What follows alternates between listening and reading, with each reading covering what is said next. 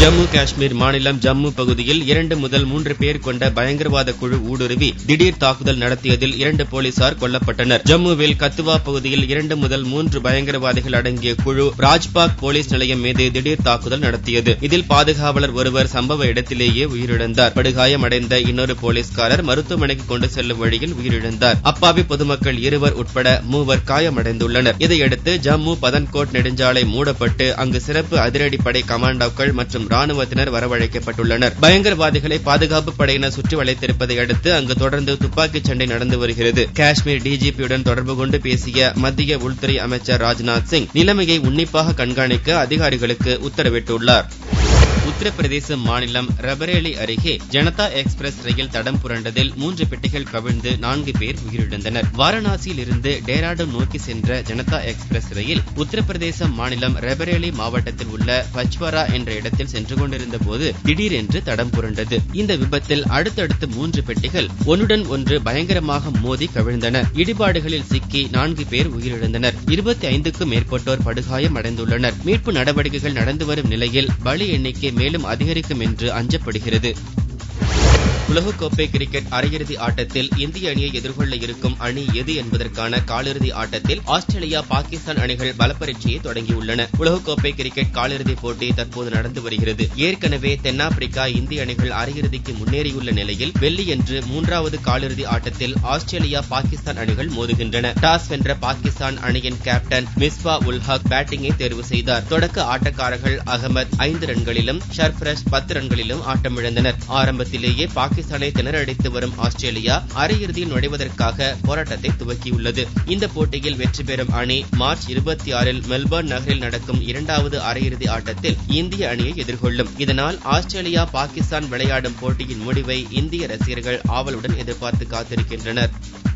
சரியாக படிக்காத மாணவர்களால் தேர்ச்சி விகிதம் குறையும் என கருதி நாகை மாவட்டம் கீழப்பெரும்பள்ளம் அரசு மேல்நிலைப் பள்ளியில் மாணவர்கள் 6 பேரை பள்ளி நிர்வாகம் தேர்வு எழுத அனுமதிக்காதது பெரும் சர்ச்சையை ஏற்படுத்தியுள்ளது. தமிழகம் மற்றும் புதுச்சேரியில் வியாழனன்று 10ஆம் வகுப்பு பொதுத் தேர்வு துவங்கியது. இந்த தேர்வை எழுதுவதற்காக நாகை மாவட்டம் கீழப்பெரும்பள்ளம் அரசினர் மேல்நிலைப் பள்ளியில் 10ஆம் வகுப்பு படிக்கும் மாணவிகள் சாந்தி, காயத்ரி, ரேணுகா, தமிழ்ச்செல்வி, கணிதா மற்றும் மாணவன் சுபாஷ் ஆகிய 6 பேரும் சென்றனர். இவர்கள் 6 பேரும் சரியாக படிக்கவில்லை என்பதால் தேர்ச்சி சதவீதம் குறையும் என கூறி பள்ளி தலைமை ஆசிரியர் பட்டுஷீலா தேர்வு எழுத அனுமதி மறுத்துள்ளார். தேர்வு எழுதுவதற்காக ஹால் டிக்கெட்டை வழங்காமல் திருப்பி அனுப்பியுள்ளார். இதுகுறித்து தகவல் அறிந்த பெற்றோர் மற்றும் உறவினர்கள் திரளாக வந்து பள்ளியை முற்றுகையிட்டனர். ஆனால் பள்ளி நிர்வாகம் தொடர்ந்து அனுமதி மறுக்கவே அந்த மாணவர்கள் இறுதி வரை தேர்வு எழுத முடியாமலேயே போனது. தகவல் அறிந்த மாவட்ட கலெக்டர் பழனிசாமி இந்த சம்பவம் குறித்து விசாரணை நடத்த கல்வித்துறை அதிகாரிகளுக்கு உத்தரவிட்டுள்ளார்.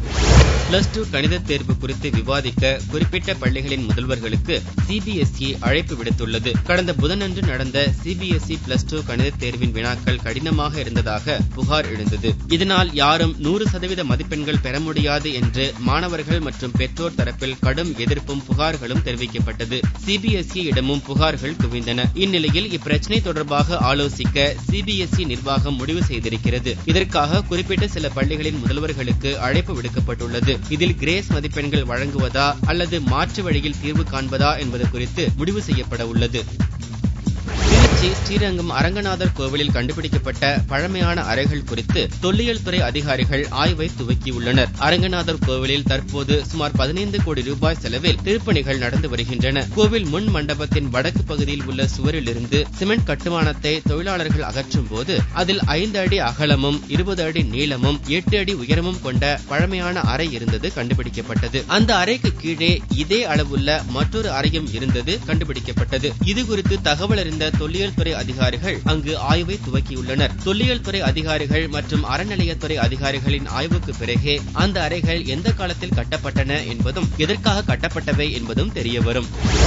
கிரானைட் முறைகேடு குறித்து 9ஆம் கட்ட விசாரணையின் 2ஆம் நாளான வெள்ளிக்கிழமை அன்று IAS அதிகாரி சகாயத்திடம் மாவட்ட police SP Vijayendra Bidari granite தொடர்பான வழக்குகள் குறித்த விவரங்களை தாக்கல் செய்தார். கிரானைட் முறைகேடு விசாரணையில் அதிகாரிகள் ஒத்துழைக்கவில்லை என்று உயர்நீதிமன்றத்தில் சகாயம் தெரிவித்த நிலையில் அடுத்த கட்ட விசாரணையில் தொடர்ந்து பல்வேறு துறை அதிகாரிகள் ஆஜராகி வருகின்றனர். இதுவரை பொதுமக்களிடம் புகார் மனுக்களை பெற்ற சகாயம் அரசு அதிகாரிகளிடமும் விசாரணையை தீவிரப்படுத்தியுள்ளார். கிரானைட் நிர்வாகத்தால் புயலால் விவசாயிகளுக்கு ஏற்பட்ட பாதிப்பு, நீராதாரங்கள் அழிப்பு போன்றவை குறித்து விசாரணை நடத்தி வரும் அதிகாரி சகாயம் தமது 9ஆம் கட்ட விசாரணையை வியாழனன்று துவக்கினார். விசாரணையின் 2ஆம் நாளான வெள்ளியன்று மாவட்ட எஸ்பி விஜேந்திர பிதாரி மாவட்டத்தில் நடந்த கிரானைட் குவாரிகள் தொடர்பாக வந்த புகார்கள், கொலைகள் மற்றும் முறைகேடுகள் குறித்த விவரங்களை தாக்கல் செய்தார். தொடர்ந்து அவரிடம் சகாயம் பல்வேறு கேள்விகளை எழுப்பி தகவல்களை கேட்டறிந்தார்.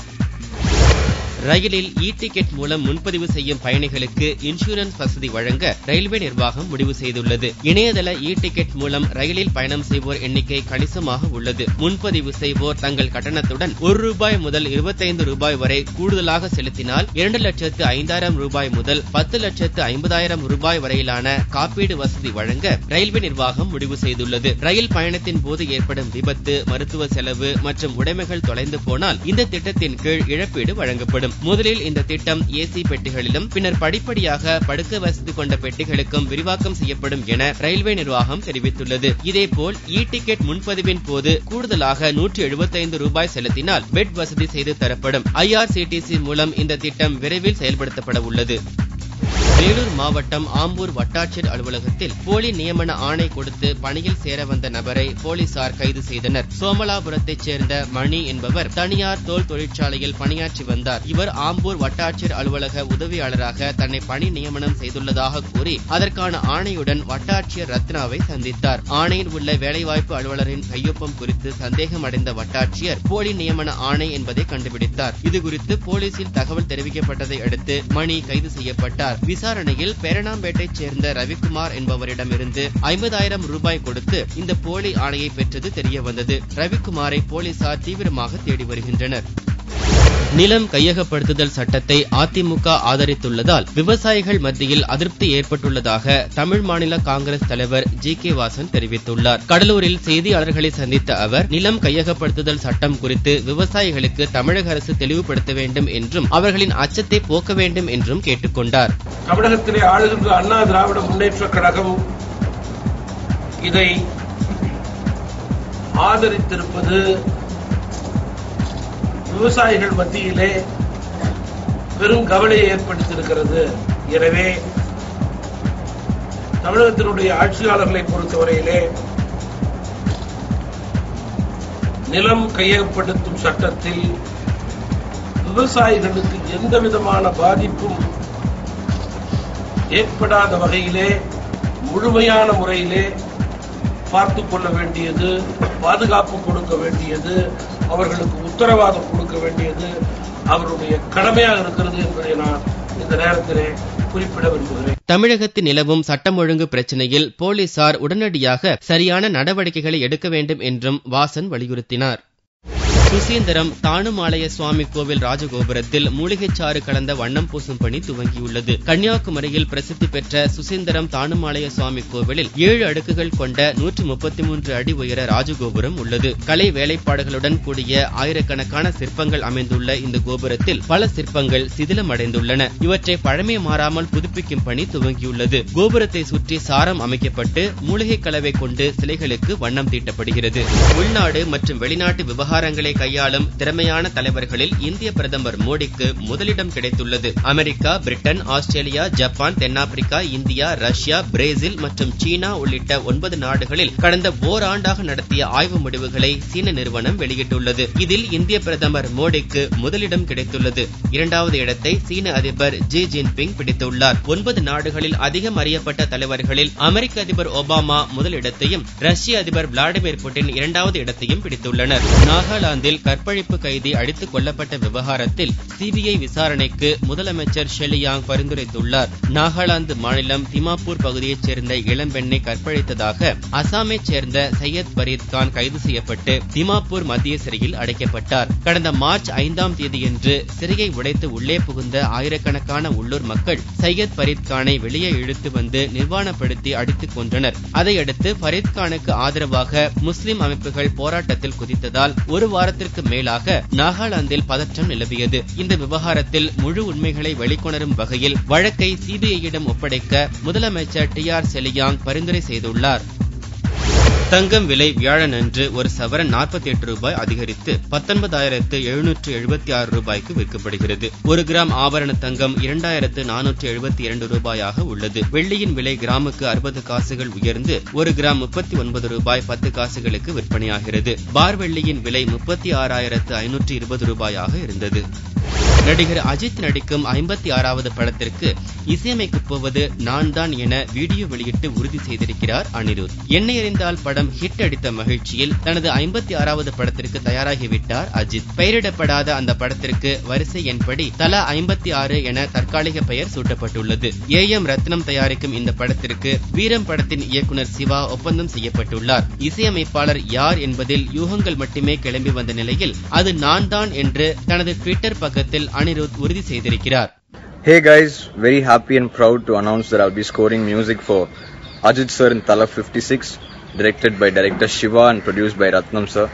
So hoping for yet another fantastic year ahead and thank you all for all your love.